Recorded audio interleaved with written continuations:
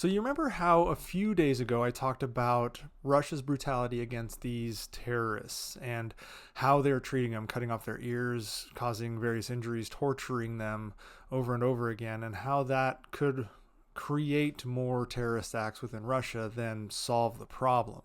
Well, it seems that this terrorist attack that killed 137 at least and have 180 injured on the Crocus City Hall outside of Moscow may not be the last terrorist attack they see within Moscow and Russia writ large, because ISK, or the Islamic State, Kyrgyzstan has warned Russia and Putin to beware, and they've put out a message in various different languages that they spread across the globe.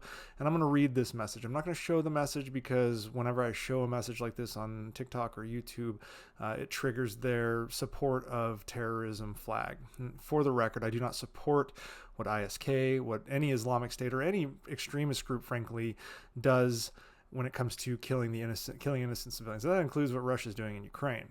But I'm going to read this statement, and then we can discuss what that potentially means for Russia going forward. So here's the statement. Quote, "Beware. Do not think that we do not have the ability to take revenge on you for our imprisoned brothers. We proved it to you with Friday's attack that the Mujahideen of Islamic State can punish you for all your horrors. Bi-iznallah." So Bi-iznallah just means with the permission of Allah. "The blood of the Islamic Ummah is still on you. Broadcasting videos of prisoners being tortured by you has increased the thirst of thousands of brothers for your blood. This time, we will give such blows that your future generations will remember it and will make you forget past pains and wounds from you. Yes, hard, very hard, deadly, bloody, painful, burners, and the destroyer's blows. Wait, you will be massacred altogether with your children and women very soon, inshallah," which means God willing.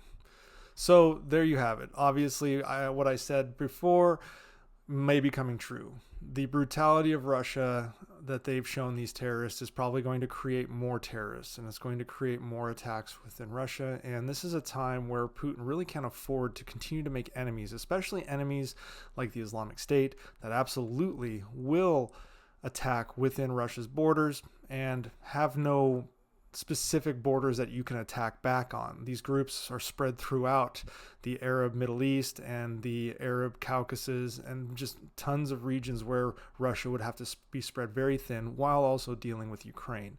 And so as we move forward with Russia's dealings in Ukraine, they also are going to have to deal with escalating terror attacks that are going to be perpetuated on innocent people in Russia.